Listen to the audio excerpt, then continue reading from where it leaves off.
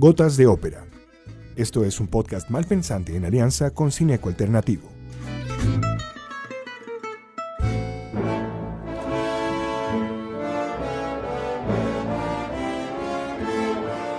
Estamos escuchando el Salve Regina, uno de los coros más importantes de Diálogos de Carmelitas, una ópera compuesta por el francés Francis Poulenc y estrenada en 1957 en el Teatro La Scala de Milán.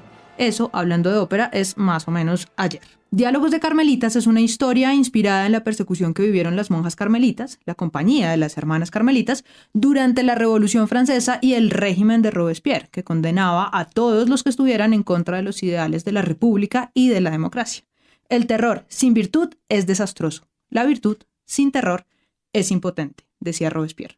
Soy Laura Galindo M y les doy la bienvenida a Gotas de Ópera, el podcast malpensante. Hoy me acompaña Adam Sion, director general de la Orquesta Sinfónica de Bogotá. Hola, Adam. Hola a todos. Otra vez qué bueno estar en este programa. Pues bueno, la historia fue contada por la Madre María de la Encarnación, un nombre muy de religiosa, ¿no? Religiosas.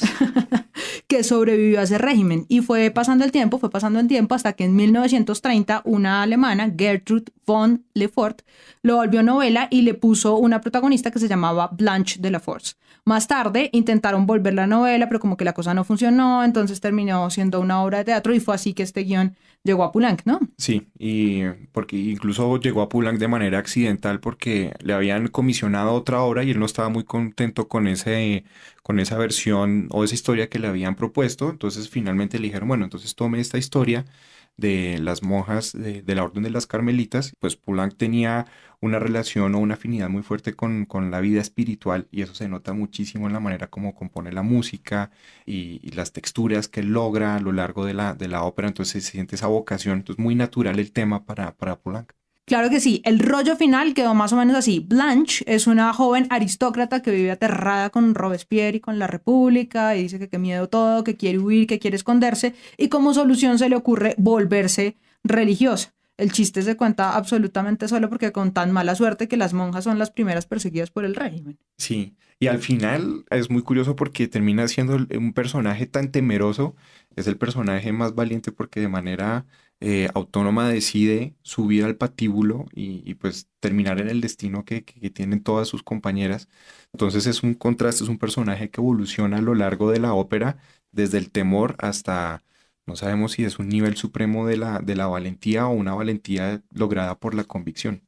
Claro que sí, además que no le estamos dañando el final a nadie porque ese final es el final real de la Orden de las Carmelitas y es que Sí, 16 es un final histórico. Exacto, 16 de estas religiosas terminaron en la guillotina y luego fueron canonizadas, ¿no? Sí, así fue y es una trama que está uno la puede encontrar en cualquier contexto histórico, en cualquier país donde hay persecución hacia temas de libertad de conciencia y donde hay personas que tienen una manera de creer y una manera de vivir las cosas que vayan en contra de cierto sistema.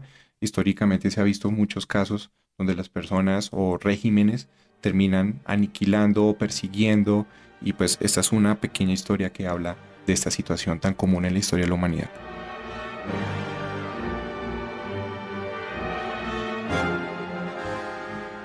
Alguna vez un crítico musical describió a Poulenc como mitad monje, mitad hereje. Y cuando Poulenc se enteró respondió, no, pues yo estoy de acuerdo. Mi obra es la yuxtaposición de lo profano con lo sagrado. Pues esa es una característica muy de él y la ópera se súper explota en la manera como él realiza la instrumentación y en las texturas y en las armonías que crea.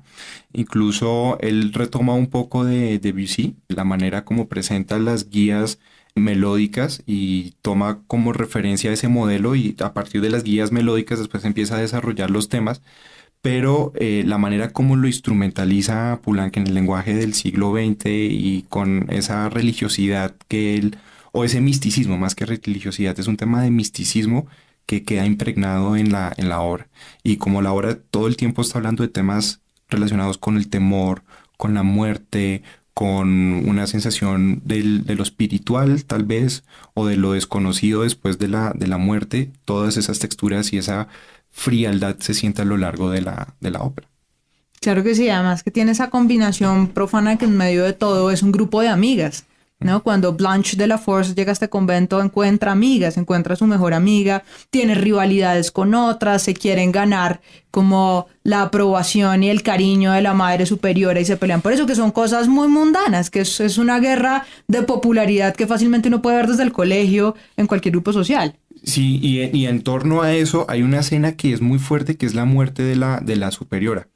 Y en esa muerte de la superiora se crea un clímax en el cual se discute hasta qué punto porque cuando muere la superiora ella grita que prácticamente siente que Dios la ha abandonado y demuestra temor en el momento de la muerte. Entonces empieza el juzgamiento de algunas de las monjas, hasta qué punto una persona tan creyente puede sentir miedo si su fe es auténtica. Y son unos dramas psicológicos, unas cuestiones psicológicas que acompañarlas con música y crear esos ambientes que hace Poulenc es realmente la maestría de esta obra que realmente vale la pena ver.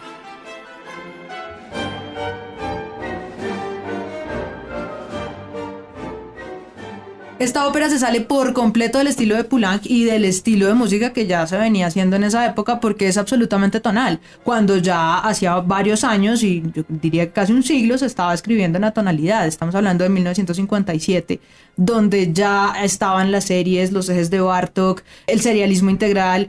Yo sé que estoy hablando como en chino, pero es todo este idioma de las disonancias. De la destrucción del mundo tonal. De la destrucción del mundo tonal, donde los compositores y a partir de esa época viene ya no podemos componer nada nuevo si estamos componiendo en sistema tonal. Entonces es un giro muy interesante el que hace Poulenc en ese sentido y conservando todo lo anterior que mencionábamos de crear sus armonías, su manera de instrumentar, hablando de un tema tan rudo y tan denso como el temor y la muerte. Sí, pues cuando le preguntaron a Poulenc que por qué lo había hecho así, él respondió, porque además era un tipo con un humor bastante particular, escribió, pues es que mis monjas solo pueden cantar música tonal, van a tener que perdonarlas. Para entender el chiste y reírse como con ganas, tenemos que acordarnos que en el Concilio de Trento se prohibió cualquier tipo de disonancia, ¿no? Y entonces lo único que se permitían era consonancias absolutas, la música de las iglesias y todas estas cosas. Sí, porque si había alguna disonancia se consideraba como música o que era música no pura. Demoníaca. Estaba el diablo por ahí. Estaba el diablo y después cuando aparece el tema del juzgamiento del tritono, pues que eso es un tema que después ojalá tengamos la oportunidad de hablar, pero ya era como la máxima expresión de lo demoníaco en la música. O sea que de alguna manera Poulenc fue un rebelde, pero al revés. O sea, un rebelde que se devolvió unos años. Un rebelde que hizo un giro para expresar, utilizó herramientas, entre comillas, anteriores o antiguas, para reforzar un mensaje en medio del siglo XX. Una vanguardia vintage. Una vanguardia muy vintage.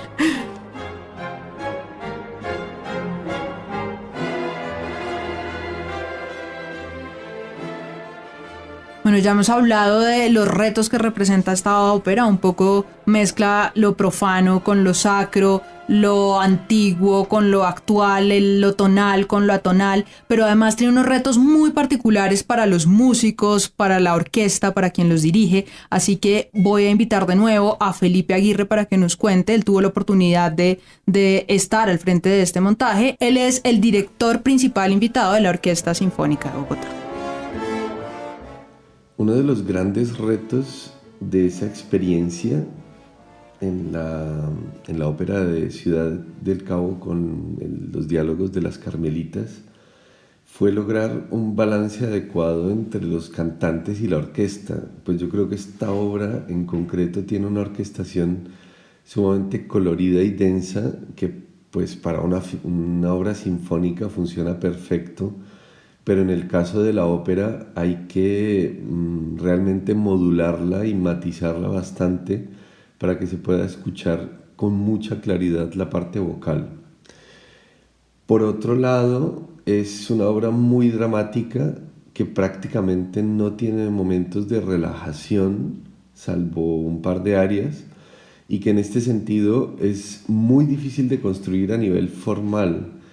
Pues si uno se deja llevar muy pronto por las emociones fuertes de cada uno de los personajes y de sus dramas propios, al final, en la última escena, en ese canto tan dramático, no logrará transmitir el punto culminante que es la decapitación de las carmelitas, ¿no?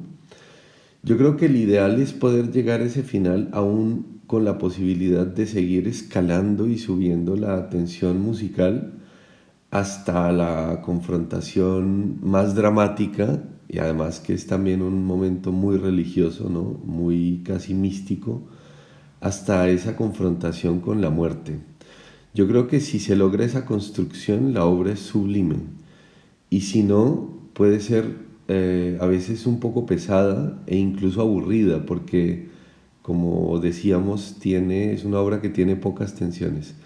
Sin embargo, este es un reto del compositor, ¿no? Este no es un problema de la composición, sino que realmente es un reto que el compositor lanza a los intérpretes.